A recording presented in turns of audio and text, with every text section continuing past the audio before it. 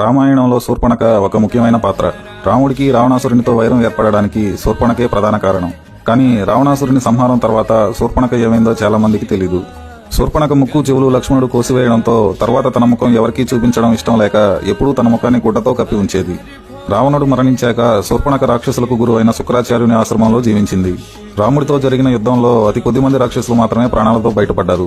రాక్షస జాతి తుడిచిపెట్టుకుపోతుందేమో అనే భయంతో శుక్రాచార్యుడు మహాశివుని గురించి తపస్సు చేస్తాడు. తపస్సు మెచ్చిన శంకరుడు శుక్రాచార్యునికి ఒక శివలింగం ఇచ్చి ఎప్పుడైతే ఆ శివలింగాన్ని ఒక వైష్ణవుడు గంగాజలంతో అభిషేకం చేస్తాడో అప్పుడు రాక్షస జాతి నశిస్తుందని శుక్రాచార్యునితో చెప్తాడు. శివలింగానికి హిందువులు అభిషేకం చేయడం సర్వసాధారణం కాబట్టి శుక్రాచార్యుడు ఆ శివలింగాన్ని భారతదేశానికి దూరంగా ఒక ఎడారిలో ప్రతిష్ఠ చేయాలని శూర్పణఖకు చెప్తాడు. శూర్పణఖ శివలింగాన్ని భారతదేశానికి దూరంగా ఒక ఎడారిలో ప్రతిష్ఠించి మిగిలిన తన జీవితం అక్కడే గడుపుతుంది. ఆ ఎడారి ప్రాంతమే నేటి మక్కా మదీనా. అప్పుడు శూర్పణఖ ముఖం కప్పుకుని ఉండే ఆచారాన్ని వారి వారసులైన ముస్లిం మహిళలు ఇప్పటికీ కొనసాగిస్తున్నారు. రాక్షస జాతిని కాపాడిన వారి గురువైన శుక్రాచార్యుని మీద గౌరవంతో ఇస్లాం ఆచరించేవారు శుక్రవారాన్ని పవిత్రంగా భావిస్తారు. వాస్తవానికి ఇస్లాం ఒక మతం కాదు, ఒక దినచర్య వంటిది. ఇస్లాం మతాన్ని స్థాపించిన మహమ్మద్ అరబ్ దేశానికి చెందిన వాడని అందరికీ తెలిసిందే. అక్కడ ఎడారులు తప్ప పంటలు పొలాలు ఉండవు. వారు చెట్లు పచ్చదనం కోసం వెతుకుతారు. అందుకే వారికి పచ్చరంగు ఇష్టమైన రంగు అయింది. అక్కడ చెట్లు కలప తక్కువగా ఉండడంతో చనిపోయిన శవాలను దహనం చేయడం కష్టంగా మారడం వల్ల శవాలను భూమిలో పాతిపెట్టడం ఆచారం అయింది. పంటలు పొలాలు లేకపోవడంతో జంతువులను చంపి ఎక్కువగా మాంసాహారం తినడం అలవాటుగా మారింది.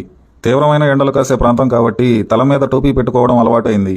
ప్రజలందరూ ఒకే తెగకు చెందిన సంచార జాతి కాబట్టి అన్నా చెల్లెలు పెళ్లి చేసుకోవడం ఆచారం అయింది.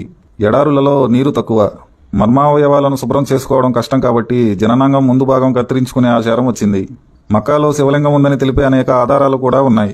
మహమ్మద్ ప్రవక్త పూర్వీకులలో ఒకరైన ఉమర్ బిన్నే హషం రచించిన సైరుల్ వకుల్ కావ్యంలో మక్కాలో శివారాధన గురించి, ఈ ప్రాంతాన్ని విక్రమాదిత్యుడు పరిపాలించినట్లు కూడా వివరించబడింది.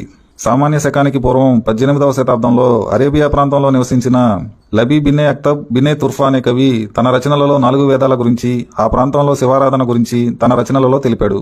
మక్కా నుండి సంగ్రహించిన వివిధ పురాతన వస్తువులను టర్కీలోని ఇస్తాంబుల్ మ్యూజియంలో భద్రపరిచారు.